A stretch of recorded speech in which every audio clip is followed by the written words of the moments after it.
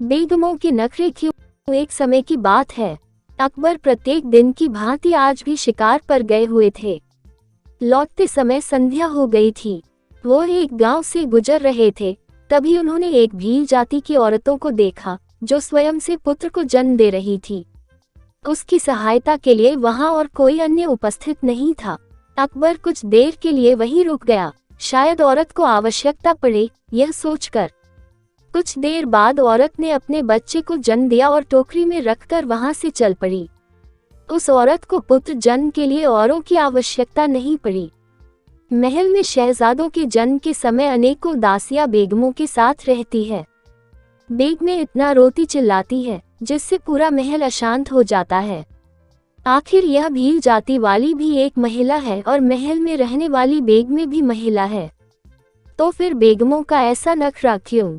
राजा ने सोचा बेगमें जानबूझकर यह सब करती हैं ताकि हम उनकी पीड़ा से परेशान हो। रास्ते भर सोचते सोचते अकबर महल में आ गए। उन्होंने आज किसी से बात नहीं की। बेगमों ने अकबर के इस व्यवहार पर चिंता जाहिर की। उन्हें यह समझ नहीं आ रहा था कि वह हमारे किस गलती की सजा दे रहे हैं। धीरे धीरे अकबर ने अपनी बेगमों से बातचीत भी बंद कर दी। बेगमें यह जानती थी इस समस्या का हल केवल बीरबल ही कर सकता है। वह तत्काल बीरबल की शरण में उपस्थित हुई। बीरबल ने बेगमों को आश्वासन दिया, आप कुछ दिन अपने बाग के रखवालों को बाग की सिंचाई करने से मना कर दे।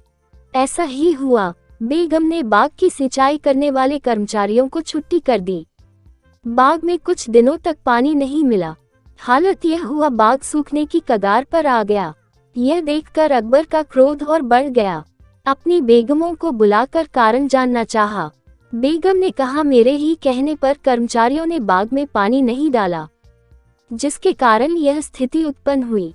जंगल में पेड़ पौधों को पानी देने की आवश्यकता नहीं होती, वह स्वयं ही हरे भरे रहते हैं। फिर हमारे बाग में पानी देने और ढेरों कर्मचारियों के रहने से क्या लाभ। अकबर को अपने व्यर्थ के क्रोध का जवाब मिल गया था। सीख, समय और स्थिति के अनुसार सब कुछ होता है। दोस्तों, यह प्यारी सी कहानी आपको कैसी लगी? अच्छी लगी तो लाइक करें, शेयर करें, कमेंट करें और मेरे गुरुजी वॉइस चैनल को सब्सक्राइब किए बिना ना जाए। आपका बहुत बहुत धन्यवाद।